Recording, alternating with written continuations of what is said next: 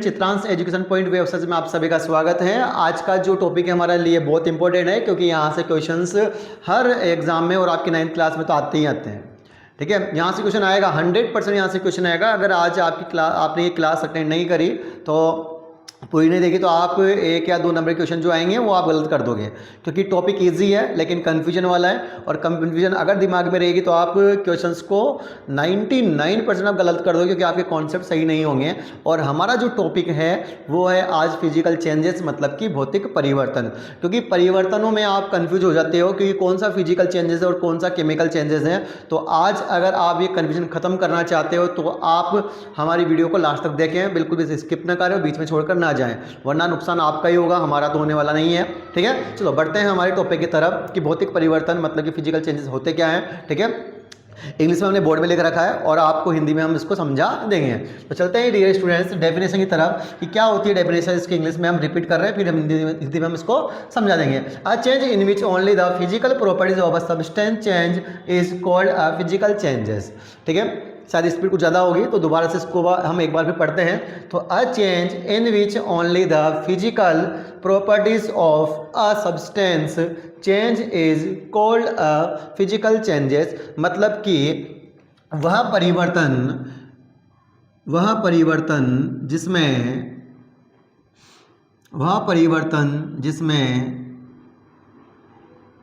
पदार्थ के केवल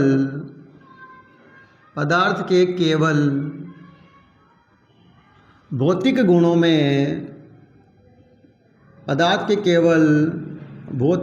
में परिवर्तन होता है। पदार्थ के केवल भौतिक गुणों में परिवर्तन होता है, भौतिक परिवर्तन कहलाते हैं।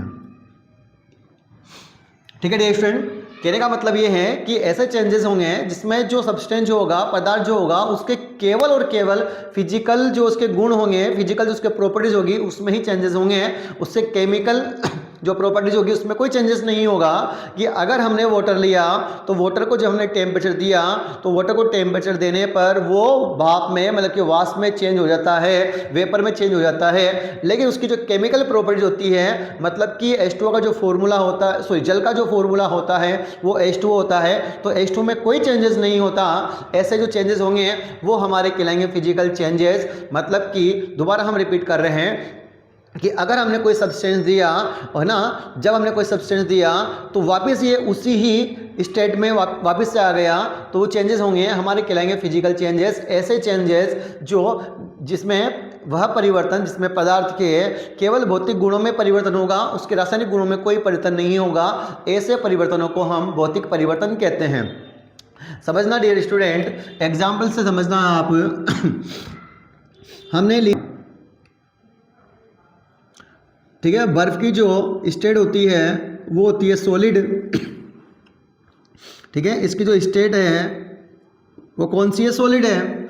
जब हमने इसको हीट दिया मतलब कि इसको हमने ताप दिया हमने ताप दिया तो बर्फ जो था, तो बर्फ किस में चेंज हो गया बताओ, जल में चेंज हो गया। सॉरी, इसकी जो स्टेट होगी वो हो जाएगी हमारे पास में लिक्विड। और जल को फिर हमने ताप दिया तो ये किस में चेंज हो गया सर, ये वाष्प में चेंज हो गया। क्लियर, ध्यान देना प्यारे बच्चों कि इसका जो केमिकल जो प्रॉपर्टीज़ है या केमिकल जो इसका स्ट्रक्चर है बर्फ़ का वो होता है H2O। आपने पढ़ा है जो वाटर होता है उसका जो फॉर्मूला होता है केमिकल फॉर्म वो भी H2O होता है। और वाष्प जो होती है, वेपर जो होती है, इसका भी जो फॉर्मूला होता है केमिकल फॉर्मूला वो H2O होता है। तो ध्यान देना कि जब हमने टेम्परेचर दिया, जब हमने इस बर्फ को टेम्परेचर दिया तो ये जल में चेंज हो गया, मतलब वाटर में चेंज हो गया। फिर हमने इसको ताप दिया तो ये वाष्प में चेंज हो गया। तो इसकी जो फिजिकल जो स्टेट थी इसकी फिजिकल स्टेट थी वो सॉलिड थी, सॉलिड से किस में चेंज हुआ है, लिक्विड में, और लिक्विड से किस में चेंज हुआ, ये गैस में चेंज हुआ। इसकी जो फिजिकल जो प्रॉपर्टी है वो तो चेंज हो गई, लेकिन इसका जो केमिकल जो गुण था, केमिकल जो इसकी प्रॉपर्टीज थी वो थी H2O, ये H2O, ये H2O, तीनों ही कंडीशन में जो हमें केमिकल फॉर्मूला जो मिल रहा है वो H2O मिल रहा है, मतलब कि H2 में कोई चेंजेस नहीं हुआ। लेकिन चेंजेस किस में हुआ कि पहले सॉलिड था, फिर लिक्विड हो गया, फिर वेपर के रूप में चेंज हो गया, ये तो उसमें चेंजेस हुआ, लेकिन इसके केमिकल प्रॉपर्टी कोई चेंजेस नहीं हुआ। इसलिए ऐसे चेंजेस जो होंगे वो हमारे कहलाएंगे फिजिकल चेंजेस कहलाएंगे। क्लियर डियर स्टूडेंट, ठीक है। इसके अलावा और भी एग्जांपल आप समझना कि ये जो मार्कर, ये मार्कर है ना। अब मार्कर को अगर मैं जला दूं, ठीक है, मार्कर को अगर मैं जला दूं तो क्या मुझे वापस से मार्कर ऐसा कैसा मिलेगा, क्या नहीं मिलेगा। तो ये जो चेंजेस होगा ये तो हमारा केमिकल चेंजेस कहलाएगा, ठीक है।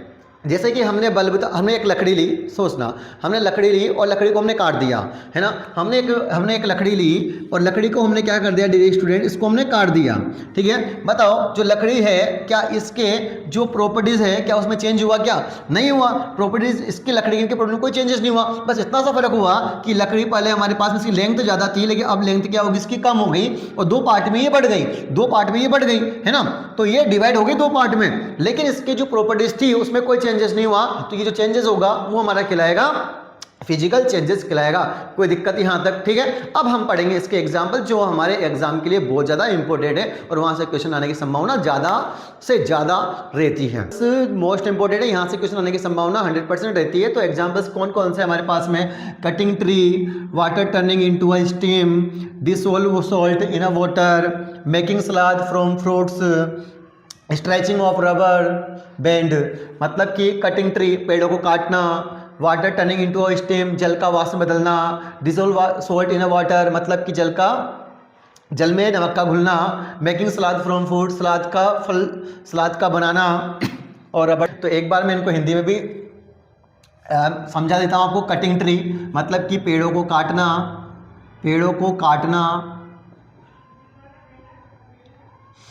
वाटर टर्निंग इनटू स्टीम जल का वाष्प में बदलना, जल का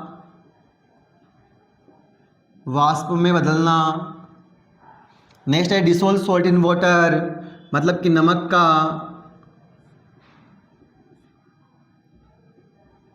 जल में घुलना। मेकिंग सलाद फ्रॉम फ्रूट फलों से सलाद बनाना।